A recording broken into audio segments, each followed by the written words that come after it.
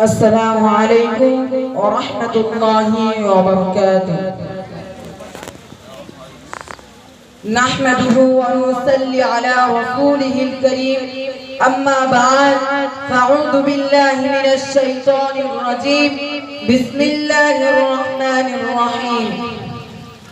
هو الذي أرسل رسوله بالهدى ودين الحق ليظهره على الدين كله ولو كره المشركون. صدق الله العظيم. সুপ্রারম্ভে সর্বপ্রকার প্রশংসা ধ্বনিত হোক বিশ্ববিদাতার আরশ আজিমে, যার অদৃশ্যে ইঙ্গিতে সমগ্র বিশ্বজাহান আপন কর্তব্যে বিচল। অতঃপর সালাম বর্ষিত হোক নবীগণের শিরোমণি উভয় জগতের কাণ্ডারী বিশ্ব নবীর উপর। তৎসহিত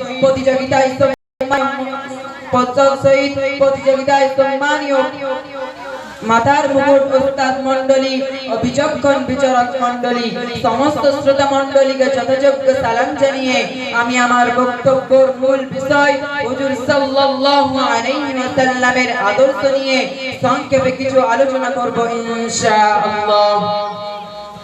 সুধী শ্রোতা মণ্ডলী, ধরনীর বুকে যখন অবিচার, অনাচার, অত্যাচার, কুসংস্কার, শিরক, বিদআত, ফিতনা, ফাসাদ গোটা পৃথিবীকে চতুর্দিক দিয়ে ঘিরে ফেলেছিল, মানব সমাজ যখন ইনসাফ পেতে শান্তির সুরাপান করতে চাতক পাখির নাই নয়ন মেলে আকাশের দিকে তাকিয়ে থাকতো, বহু অপেক্ষার পরে শান্তির বাতাবরণ তৈরি করতে 12ই রবিউল আউয়াল সুবহে সাদিকে শুভ বার্তা নিয়ে আবির্ভাব হলেন নবীগণের সরদার মা আমিনার দুলাল সাল্লাল্লাহু আলাইহি ওয়াসাল্লাম।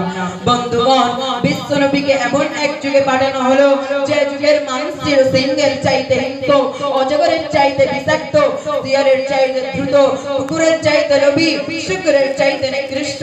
দ্বন্দ্ব, কলহ, মদ, ব্যভিচার ছিল তাদের সঙ্গের সাথী। মানুষকে মানুষ ভাবত না, নারী জাতির ছিল না কোনো মর্যাদা। গলা ফুলের ন্যায় কলিজার টুকরোকে ঘরের অন্ধকার গর্ভে হতে আসতো। শিশুদের আত্মচিৎকার তাদের প্রচন্ড হৃদয়ে কোনো প্রভাব ফেলতো না। ঠিক তেমনি এক মুহূর্তে অশান্তি দূর করতে নিপীড়িত, নির্যাতিত, পদদলিত, দুর্বল মানুষের অভিভাবক, ভ্রান্ত পথিকের পথের দিশারি হয়ে দয়ার নবী ভূপৃষ্ঠে পদার্পণ করে। মাত্র 63 বছর জীবন আদর্শের যে মনোরম থিওরি মানব সমাজকে উপহার দিলেন, যা হিন্দু, মুসলিম, ইহুদি, খ্রিস্টান, শিখ, পারসি, শিশু, যুবক, কৃষক, রাখাল, শত্রু, মিত্র, গরিব, ধনী, ফকির, দরবেশ, যোদ্ধা, সেনাপতি, ছাত্র, শিক্ষক, শ্রমিক প্রত্যেকের প্রকৃত আদর্শ যাকে বলে তার নাম হলো হুজুর হযরত মুহাম্মদ সাল্লাল্লাহু আলাইহি ওয়াসাল্লাম। ইসলামের চিরশত্রুরাও আমিন সাদিক না বলে থাকতে পারেনি তার অনুপম আদর্শের নমুনা মা আমিনার পেটে সন্তান থাকা অবস্থাতেই উপলব্ধি করেছেন। মা আমিনা বলেন, মুহাম্মদ আমার পেটে থেকে সামান্য আঘাত দেয়নি, যেন কুমারী মেয়ের মতো আমি সুস্থ ছিলাম।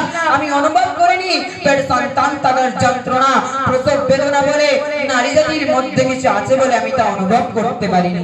মা আমিনার পর মা হালিমা বললেন, শিশু মুহাম্মদ কোনদিন ডান দিকের স্তন পান করেনি, এ যেন শিশু অবস্থাতে ওই একজন বিচারপতির আসন দমন করেছিলেন। একই অপরূপ নজির যা বিশ্ব ইতিহাসে বিরল।